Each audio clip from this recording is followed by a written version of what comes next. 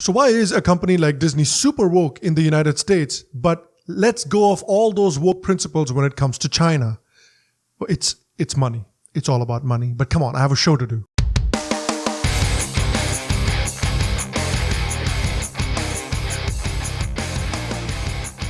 Hello, and welcome to this episode of the Sharma Show Global. It's the Sharma Show, but in English. So look, woke is important. Woke is in. You know when a company run by a bunch of boomers jumps on the woke bandwagon that it's truly reached its peak in the zeitgeist. And look, I'm not saying that the issue of representation is not important. It absolutely is. I'm not saying that the issue of equality isn't important. It absolutely is. But it's also interesting to see how hard various companies have jumped on the woke bandwagon, whether it's Disney, Nike, Gillette, Pepsi. Remember the Nike sports hijab? So that women can go out and play, but they also don't entice innocent men with their hair when they're playing outside. Remember when Pepsi solved racism and police brutality?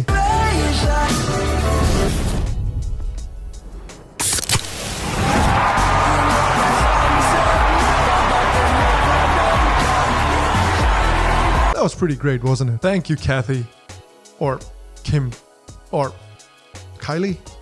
That one. Thank you. That one. So Disney is one of those companies, like I said, that has committed to wokeness in the West, in the United States, in a pretty strong way. Whether it's wokeness in the Star Wars franchise, whether it's wokeness in its live action adaptations of its animated classics, or whether it's adopting woke positions outside of their movies. Recently, Disney had said that it would not want to work in Georgia if Georgia ended up passing a very restrictive abortion bill. Disney also announced an overall partnership with footballer turned civil rights activist Colin Kaepernick. And Disney executive chairman Bob Iger also said that his favorite TikToker is black, because that's really what a boomer of Bob Iger's age does in his free time, sits around and watches black excellence on TikTok. But as a result of all of this, the question is all of this wokeness real? So Disney recently released its live action remake of its classic animated movie Mulan on Disney streaming service, and the movie has come under fire after the ending credits revealed thanks for filming scenes in China's Xinjiang province, where more than 1 million Uyghur Muslims are housed in concentration camps by the Chinese government. Disney also thanked several government entities in the film's credits, including the Turpan Municipal Bureau of Public Security, which reportedly helps maintain the so-called re-education camps for minorities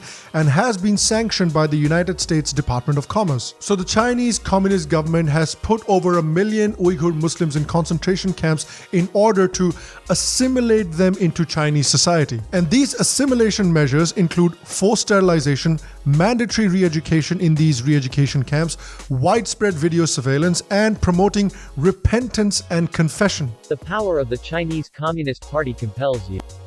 In fact, things are so bad because of these sterilization drives that from 2017 to 2018, the birth rate in Xinjiang region fell 24%, while the nationwide birth rate only declined 4%. The students in these re-education camps need to have a fixed bed position, fixed queue position, fixed classroom seat, and fixed station during skills work, and it is strictly forbidden for this to be changed in any way. There are strict behavioral norms and discipline requirements for getting up, roll call, washing, going to the toilet, organizing and housekeeping, eating, studying, sleeping, closing the door, and so forth. This is some Minority Report shit right there. And Disney, for its part, has also worked overtime to make Mulan live action work for a Chinese audience, which included sharing a movie script with the Chinese Communist Party in advance. Now just imagine if Disney ended up making a movie about Kashmir and ended up making a movie about a Kashmiri separatist, because let's be honest,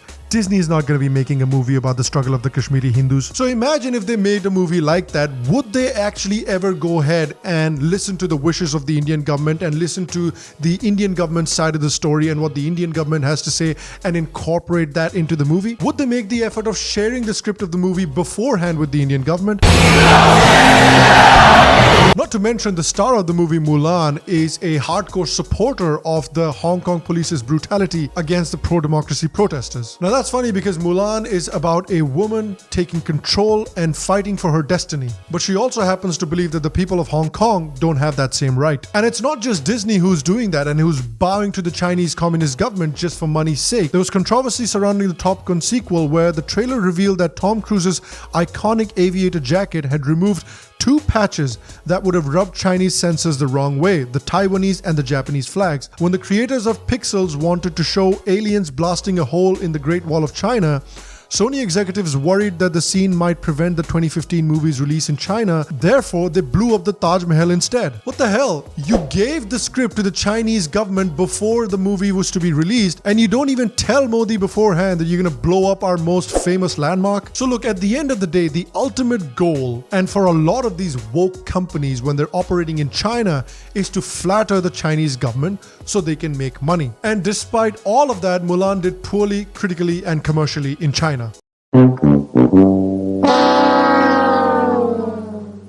So why are these companies bending over backwards to appease a patently oppressive and increasingly fascistic regime? Well, because the thing is that being woke is profitable. Woke capitalism was a term popularized by New York columnist Ross Douthat, who called woke capitalism a clever ploy where corporations pay homage to the cultural left in return for leniency when fulfilling their primary objectives, which is making money. Basically, a company believes that if they tout and promote the left's progressive values, that the left will go easy on them if they are ever in power in terms of taxation and other anti-business practices. A company's decision to go woke is also determined by knowing exactly who their customers and consumers are and what kind of causes they support. Consumers are increasingly supportive of companies that they think support the preferred social causes. For instance, a Sprout Social survey of 1,000 US consumers revealed that 66% respondents said that it was important for brands to take public stands on social and political issues. In fact, 78% of liberals and 52% of conservatives agreed with this. But it's not just political partisans. One report found that 58% of millennials, 55% of Gen Xers, and 51% of baby boomers wanted brands to invest in causes they cared about as well. See, these companies are more and more aware of what exactly their demographics are. Because look at Disney Plus. Disney Plus isn't being watched by a bunch of boomers right now. Disney Plus is watched mostly by millennials and Gen Zers, who mostly lean left. And this is true with other companies as well. For example, look at Starbucks. 45% of Starbucks customers do not have a religious preference, 80% have an active presence on social media, 52% are not parents, 25% purchase organic foods, 51% are willing to embrace creative solutions to problems facing the US, and 46% often make decisions based on their emotions. That doesn't really sound like a Trump voter, does it? And look at Nike. Nike's primary target demographic skews particularly young, with those between the ages of 18 and 34 constituting 43% of Nike's customers. Moreover,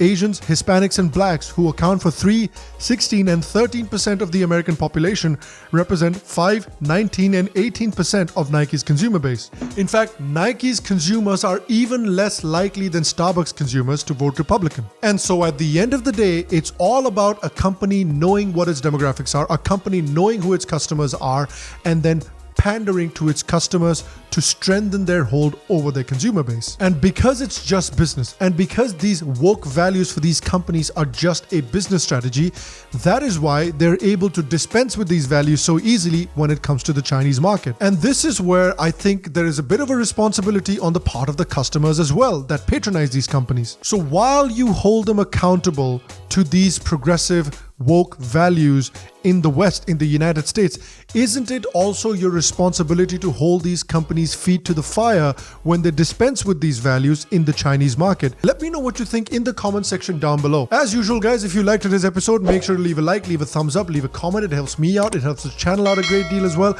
If you like the Sham Sharma Show and if you'd like to support the Sham Sharma Show, make sure to click on the Patreon link in the description down below and become a patron of the show. Also, if you like the Sham Sharma Show Global, and if you'd like to support the Sham Sharma Show but you still haven't subscribed, come on, man, get woke.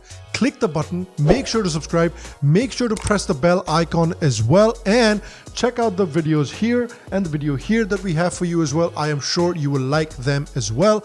I will see you for the next episode, and until then, stay happy, stay healthy, and I'll see you guys soon.